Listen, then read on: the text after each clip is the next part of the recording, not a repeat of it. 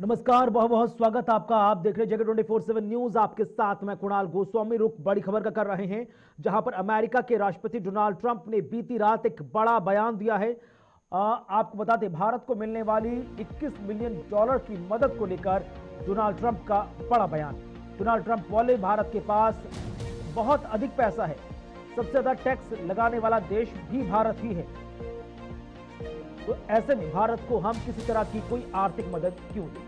इस वक्त की बड़ी खबर अमेरिकी राष्ट्रपति डोनाल्ड ट्रंप के उस बयान से जुड़ी हुई, जहां पर हाल ही में रूस यूक्रेन युद्ध को समाप्त करने को लेकर डोनाल्ड ट्रंप मुलाकात करते हुए नजर आए।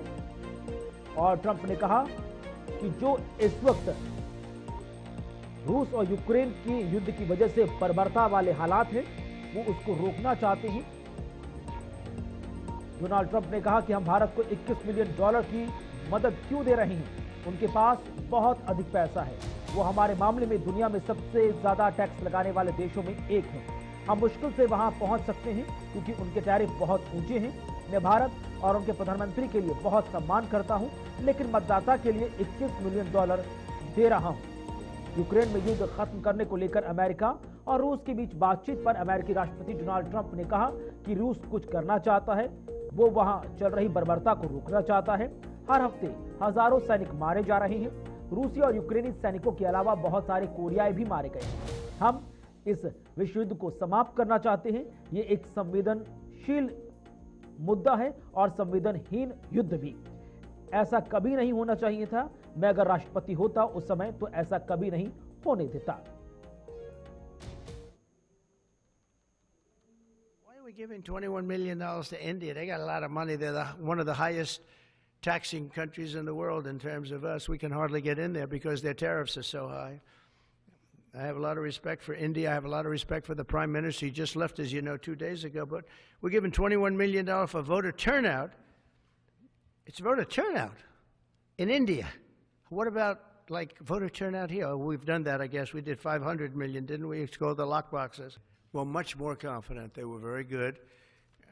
Russia wants to do something. They want to stop the savage barbarianism. I mean, what's going on over there? It's soldiers are being killed by the thousands on a weekly basis. It's ridiculous. And they're not American soldiers. They're Russian soldiers and they're Ukrainian soldiers largely, although a lot of Koreans have been killed, as you know. Quite a bit of them have been killed. They came over to fight, and a large portion have been wiped out. But we want to end it. It's a senseless war. It should have never happened. Would have never happened if I was president. And it's a shame to see it. And I see pictures that you don't see, but I see pictures of fields that look just horrible. It looks like Gettysburg. If you see the old pictures of Gettysburg, it's soldiers lying all over the field, body parts all over the field. They're all dead. And this is going on a daily basis. It's a horrible thing. Both Russia and Ukraine, they're losing thousands and thousands of soldiers, and a lot of people have been killed too. I think that's one of the things that you'll see historically, and you'll see later on as it goes along. I think people are going to be surprised at how many people, not only soldiers, have been killed in Ukraine. A lot more people than you think. Yeah, please. Do you have any message for Ukrainians who, after 3 years of fighting, might feel betrayed or disappointed at not having a seat at these initial talks in Saudi Arabia? Well, I think I'm really disappointed in what's happened. I've been watching this for 3 years. It's a war that would have never happened if I was president, and I've been watching these people being killed at levels that you've rarely seen, not even close, since the Second World War, and I'm very disappointed. I hear लोग के जानकार करोड़ी सिंह हमारे साथ जुड़े। Sir, बहुत बहुत स्वागत, बहुत बहुत शुक्रिया आपका। अमेरिकी राष्ट्रपति डोनाल्ड ट्रंप द्वारा $21 मिलियन की यूएस एड को लेकर जो दिया गया बयान, उसे आप किस तरह से देखते हैं?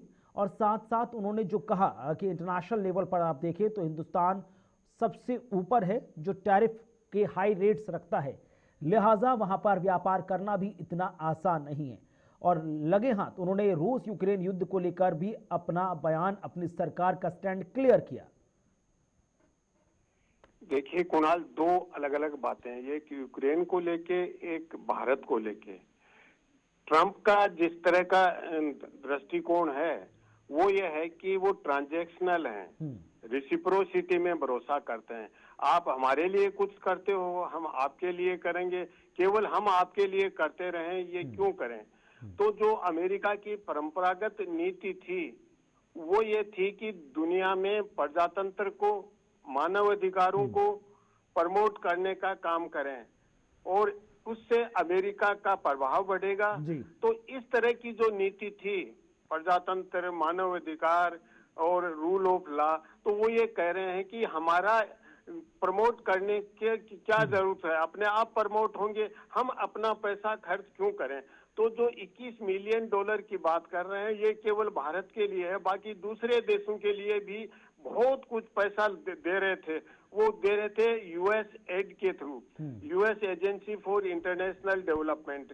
तो उससे अमेरिका के एक सॉफ्ट पावर के रूप में बढ़ावा देने की नीति थी। तो उसमें ट्रंप ने का और जो एलोन मस्क वगैरह ने इन्वेस्टिगेशन किया कि उसमें बड़ा करप्शन था यूएस एड में, और ऐसे लोगों को भी पैसा मिल रहा था जो आतंकवादी गतिविधियों में संलग्न थे, सिविल सोसाइटी ऑर्गेनाइजेशन के नाम में। तो वो कह रहे हैं कि ये अमेरिका ने इतना पैसा, बिलियंस ऑफ डॉलर वेस्ट किए हैं, क्यों किए? तो यूएस एड को उन्होंने प्रैक्टिकली बंद कर दिया। 10,000 कर्मचारियों की जगह 300 कर्मचारी रखे हैं। तो ये तो एक जनरल दृष्टिकोण है, केवल भारत को लेके नहीं है। तो वो ये कह रहे हैं कि आप हमारे लिए करोगे, हम आपके लिए करेंगे। अगर आप टैक्स लगाते हैं, टैरिफ बढ़ा रखा है तो हम भी बढ़ाएंगे, आप लगाओगे उतना ही टैरिफ हम लगाएंगे। ये तो भारत और अमेरिका की बात हुई। दूसरा, यूक्रेन के बारे में ट्रंप का ये मानना है कि ये बाइडेन प्रशासन का फेलियर था नीति का, जिसकी वजह से युद्ध हुआ। इजराइल और यूक्रेन दोनों के बारे में ये दृष्टिकोण है कि युद्ध नहीं होना चाहिए, मैं होता तो युद्ध नहीं होने देता। तो उनका ये दृष्टिकोण है कि यूक्रेन में जो नरसंहार हो रहा है वो अमेरिका की गलत नीतियों के कारण हो रहा है, क्योंकि उन्होंने पुतिन से और रशिया से डायलॉग ढंग से नहीं किया, और इसीलिए उन्होंने पुतिन को फोन किया। फोन करके अभी 2 दिन पहले सऊदी अरब में अमेरिका के अधिकारियों के साथ, जिसमें अमेरिका के विदेश मंत्री लीड कर रहे थे, इधर रशिया के विदेश मंत्री लीड कर रहे थे, बातचीत हुई। और बातचीत में बहुत सी बातों पे सहमति बन गई है। जैसे अमेरिका और रशिया में अपने दूतावास थे वो बंद कर दिए थे दोनों ने, दूतावास खोलने पे सहमति बन गई है। इसके अलावा अमेरिका ने रशियन एसेट्स था, प्रॉपर्टी थी, उसको सीज कर लिया था, उसको रिलीज करने के लिए कहा है। दूसरी तरफ रशिया ने यह कहा है कि देखिए, अगर यूक्रेन यूरोपियन यूनियन का मेंबर बनता है तो हमें दिक्कत नहीं है, नेटो का मेंबर हम नहीं चाहते, क्योंकि मैं नहीं चाहता कि नेटो हमारी सीमा के ऊपर, क्योंकि नेटो जिस समय बना था वो कोल्ड वॉर का पीरियड था। बिल्कुल, और यही कारण है कि रशिया की तरफ से कह दिया गया है कि हमारी किसी भी सीमा में नेटो की सेनाओं के प्रवेश को हम नहीं आने देंगे। चलिए, बहुत बहुत शुक्रिया सर हमारे साथ जुड़ने के लिए, फोन लाइन पर ताज़ा अपडेट तमाम दर्शकों तक पहुंचाने के लिए। इसी बीच अगली बड़ी खबर प्रयागराज महाकुंभ से जुड़ी हुई, जहां पर महाकुंभ में आज 30 लाख से ज्यादा लोगों ने स्नान किया। सुबह 8 बजे तक 30,94,000 श्रद्धालुओं ने संगम में डुबकी लगाई। विदेशी तीर्थयात्री महाकुंभ की व्यवस्था से अभिभूत होते हुए नजर आ रहे हैं और सभी ने योगी सरकार के बेहतरीन प्रबंधों की जमकर सराहना की है। ड्रोन कैमरों के माध्यम से भीड़ प्रबंधन की आधुनिक तकनीक का भी उपयोग इस दौरान किया जा रहा है। तो बड़ी खबर, जहां पर प्रयागराज में आयोजित महाकुंभ 2025 आस्था, भक्ति और संस्कृति का अद्वितीय संगम बन रहा है। इस भव्य आयोजन में देश विदेश से श्रद्धालुओं के विशाल जनसैलाब को हम सब देख सकते हैं। हर किसी के मन में आस्था की ज्योति प्रज्वलित हो रही है। सभी संगम में पुण्य की डुबकी लगाकर मोक्ष की कामना कर रहे हैं। इस दौरान विदेशी तीर्थयात्री भी महाकुंभ की अद्भुत व्यवस्था से अभिभूत नजर आ रहे हैं। उत्तर प्रदेश की योगी सरकार द्वारा किए गए बेहतरीन प्रबंधों की सभी ने मुक्त कंठा से सराहना भी की है।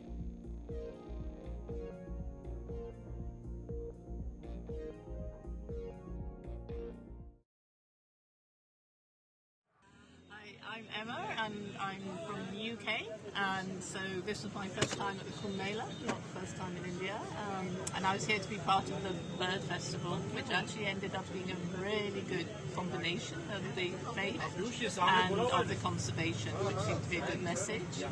And yeah, it's pretty busy here, but everybody is in good spirits, everybody's so good, and the organisation seems to be working really well. Very impressed with how things are, considering the number of people that are being entertained here.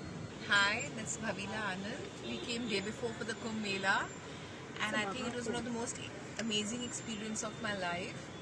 I am amazed the number of people who've been coming in and out, and Allahabad is managing so many people for past 1.5 months is just out of the scene, and looking forward to maybe coming for another Kumbh Mela, and enjoyed the dip, enjoyed the soul cleansing, and Har Har Mahadev. Hi, I'm Sheetal Bansal, and this is the first time I've attended any Kumbh Mela, and it was out of the world experience. And though I'm not a very religious person, but I could feel that spiritual thing here, and loved the way they had organized the big crowds, and everything was very well managed, and we had a great time. Hi, it was a great experience to be at the Kumbh. We spent last 2 days. I think it is very, very well organized. Congratulations to the UP government and everybody who's been contributing to this fantastic event. You know, it is a very spiritual thing. That is why we see this confluence of population from all over the world here. And congratulations, well done. I had a fantastic spiritual experience. Good job, guys. Hi, my name is Sumita Vahi, and we came for Mahakumbh day before. It was one of the most exhilarating experiences I have ever had in my life. I am very religious, and for me it was a huge thing to be here. Very well organized. There are lots and lots of people, but as long as you're on a positive note, and we are leaving on a positive note, I think we've had one of the best experiences. My name is Rajat, just returning back from a memorable 3 days or 2.5 days at Prayagraj. Fantastic time. It was really amazing to see the organization on the ground with the local authorities handling millions of people in and out, going for the big snan, the availability of so much of accommodation, etc. for the locals. So fantastic experience. I've travelled halfway around the world to get here, and it's been amazing. Quite extraordinary. The commitment that so many people have got to this event is remarkable. देखा आपने किस तरह से देशी और विदेशी श्रद्धालु महाकुंभ प्रयागराज में प्रस्तुत व्यवस्थाओं से कितने संतुष्ट नजर आए। इसी बीच आगे बढ़ा रुक कर रहे हैं नए मुख्य चुनाव आयुक्त से जुड़ी बड़ी खबर की तरफ, जहां पर नए सीईसी के तौर पर ज्ञानेश कुमार ने अपना पदभार संभाल लिया है। उन्होंने राजीव कुमार का स्थान लिया है। तो 26वें चीफ इलेक्शन कमिश्नर का पद ज्ञानेश कुमार द्वारा संभाल लिया गया। 1988 के कैरल बैच के अधिकारी हैं। 26 जनवरी 2029 तक इनका कार्यकाल रहेगा। तो नए सीईसी ज्ञानेश कुमार ने अपना पदभार संभाला। इन्होंने पूर्व सीईसी राजीव कुमार की जगह ली है। 1988 के केरल कैडर बैच के ये अधिकारी हैं। केंद्र में भी कई अलग अलग मंत्रालय में महत्वपूर्ण भूमिका व सेवाएं दे चुके हैं। तो 26वें चीफ इलेक्शन कमिश्नर के तौर पर ज्ञानेश कुमार की नियुक्ति हुई है और अब ये आगामी 2029-26 जनवरी तक इस पद पर बने रहेंगे।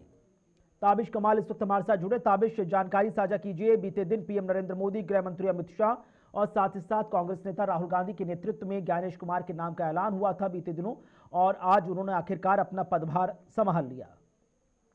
बिल्कुल कुणाल, देखिए आज उन्होंने अपना पदभार संभाल लिया है और उनकी बड़ी चुनौती होगी क्योंकि कई राज्यों के अंदर विधानसभा का चुनाव है। पिछले अगर हम कार्यकाल बहुत बेहतर रहा है। जम्मू कश्मीर जैसे राज्य में उन्होंने चुनाव कराया, उसके बाद उन्होंने प्रेस कॉन्फ्रेंस करके कहा कि जम्मू कश्मीर में पहली बार इस तरह के चुनाव हुए हैं जहां पर किसी तरह की कोई अप्रिय घटना नहीं हुई है। लेकिन अगर देखा जाए तो ज्ञानेश कुमार के लिए भी चुनौतियां कम नहीं रहेंगी क्योंकि कुछ ऐसे राज्य हैं जिनमें आने वाले समय के अंदर विधानसभा का चुनाव होना है, जिसमें केरल है, पौंडीचेरी है, तमिलनाडु है, पश्चिम बंगाल है, बिहार है। 2025 और 26 के दौरान 3 राज्यों के अंदर चुनाव होने हैं और ज्ञानेश कुमार ने चूंकि कार्यभार संभाल लिया है, तो अब उनके सामने इन राज्यों के अंदर चुनौती होगी चुनाव कराना। खास तौर से जो सबसे बड़ी चुनौती मानी जाएगी वो पश्चिम बंगाल और पौंडीचेरी के लिए मानी जाएगी, क्योंकि वहां पर क्षेत्रीय जातीय जो समीकरण है वो बहुत संतुलित करके चुनाव कराना होता है। तो ऐसे में ज्ञानेश कुमार हालांकि एक सुलझे हुए अधिकारी रहे हैं और वो भली बेहतर जानते हैं कि किस तरह से सभी को साथ लेकर के चलना है। अब उनकी चूंकि नियुक्ति हो गई, उन्होंने पदभार संभाल लिया है, तो तमाम चुनौतियां उनके साथ अब मिलकर के चलेंगी और उन चुनौतियों से निपटा जाएगा। हालांकि ज्ञानेश कुमार ने फिलहाल अभी तक मीडिया से कोई बहुत खुलकर के बातचीत नहीं की है, लेकिन जिस तरह से उनका व्यक्तित्व है वो ये दर्शाता है कि वो बहुत सरलता और सुगमता के साथ काम करने में विश्वास रखते हैं। तो ऐसे में उनके लिए जो चुनौतियां हैं वो कितनी आने वाले समय में उनके लिए कठिनाई बनेंगी तो वक्त बताएगा, लेकिन फिलहाल जो आने वाले विधानसभा के चुनाव हैं वो उनको फिलहाल कराने होंगे। ठीक है, चलिए शुक्रिया आपका ताबिश हमारे साथ फोन लाइन पर जुड़ने के लिए और जानकारी साझा करने के लिए। इधर बजट सत्र के पहले दिन विपक्ष की तरफ से तल्ख तेवर के बाद यूपी में आज दूसरे दिन भी गहमा गहमी के आसार है। राज्यपाल के भाषण पर चर्चा होगी।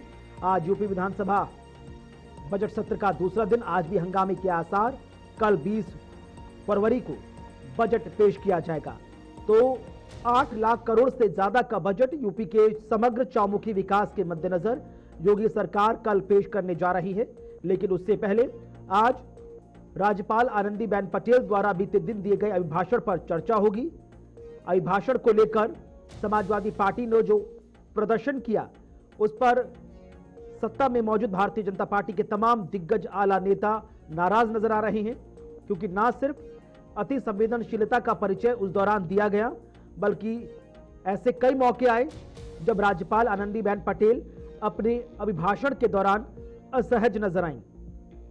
कहा जा रहा है कि विपक्ष में मौजूद समाजवादी पार्टी के नेताओं द्वारा जो शोर किया गया, हंगामा हुआ, उससे राज्यपाल आनंदीबेन पटेल अपना अभिभाषण पूरा नहीं कर पाई और 8 मिनट 35 सेकंड में ही उन्हें अपना अभिभाषण खत्म करना पड़ा।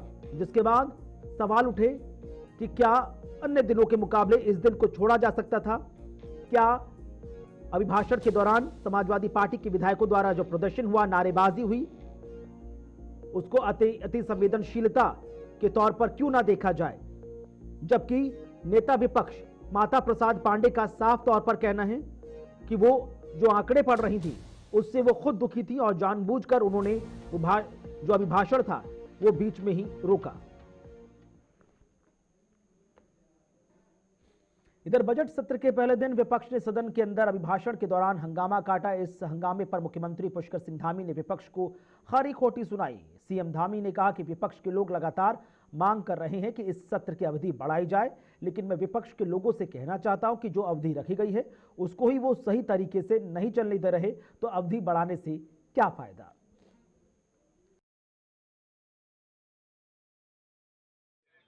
ये बहुत दुर्भाग्यपूर्ण है, क्योंकि ये सदन बहुत गरिमा का सदन होता है। पक्ष विपक्ष मिलकर 70 लोग इस सदन को चलाते हैं, इस सदन का संचालन करते हैं और ये पक्ष और विपक्ष दोनों की जिम्मेदारी होती है कि सदन ठीक प्रकार से चले। इस प्रकार का आचरण ये हमारी संस्कृति का हिस्सा नहीं है। हमारी महिला विधायकें भी हैं, हमारी मातृशक्ति है, पूरा सदन हमको देखता है, पूरे सदन को पूरा राज्य देखता है, सबकी नज़रें यहाँ होती हैं। एक तरफ आप कहते हैं कि जो है कि सदन की अवधि बढ़ाई जानी चाहिए। सदन की अवधि जो बढ़ाई गई या सदन की जो अवधि रखी गई है उस अवधि में आप चर्चा नहीं करते हैं, अनावश्यक जो राज्य के संसाधन हैं उनके खराब करते हैं और जो समय राज्य के विकास के लिए चर्चा में लगाया जाना चाहिए उनको केवल हल्ला करके उसको समाप्त करते हैं। जो बाबा केदार की भूमि से ये उद्घोष किया था, उनके मुंह से निकले हुए शब्द कि इस सदी का तीसरा दशक उत्तराखंड का होगा, उनके उन शब्दों को साकार करने के लिए हमारी सरकार पूरे प्राणों प्रण के साथ काम करेगी और हर दृष्टि से उत्तराखंड आगे बढ़े। भारत का जो विकसित भारत का संकल्प आदरणीय प्रधानमंत्री जी के नेतृत्व में लिया गया है, उस विकसित भारत के संकल्प को पूरा करने में उत्तराखंड राज्य भी अपना योगदान देगा। हर दृष्टि से आज उत्तराखंड आगे बढ़ रहा है। अभी हमने राष्ट्रीय खेलों का सफलतापूर्वक यहाँ पर संपन्न हुए हैं, जो राज्य के लिए एक बड़ी उपलब्धि है। उत्तराखंड राज्य आज पूरे देश के अंदर, दुनिया के अंदर, देश की आज़ादी के बाद ऐसे राज्य के रूप में स्थापित हुआ है जहाँ पर रहने वाले सभी लोगों के लिए एक समान कानून लागू हुआ है। हर क्षेत्र में उत्तराखंड आगे बढ़ रहा है। भारत सरकार के नीति आयोग के इंडेक्स में भी सतत विकास के लक्ष्यों को प्राप्त करने में उत्तराखंड को उस इंडेक्स में देश में पहला स्थान प्राप्त हुआ है। बेरोजगारी दर 4.4% की कमी लाने में भी हमें सफलता मिली है। अनेक सारे हमने ऐतिहासिक निर्णय लिए हैं, नए कानून बनाए हैं, जो आज अन्य राज्यों में भी एक उदाहरण के रूप में लिए जा रहे हैं, आदर्श के रूप में लिए जा रहे हैं। इसी संकल्प के साथ हम आगे बढ़ेंगे। उत्तराखंड हिंदुस्तान का श्रेष्ठ राज्य बने, ये हमारा संकल्प है और इस संकल्प को आगे बढ़ाने के लिए बिना किसी विकल्प के हम आगे बढ़ेंगे। तो देखा आपने क्या कुछ कहना रहा मुख्यमंत्री पुष्कर सिंह धामी का, लेकिन देखना बेहद खास है कि आज यूपी से लेकर उत्तराखंड बजट सेशन का जब दूसरा दिन चल रहा है तो विपक्ष का रवैया क्या कुछ रहने वाला रहेगा। बहरहाल वक्त छोटे से ब्रेक का, खबरें आगे जारी है।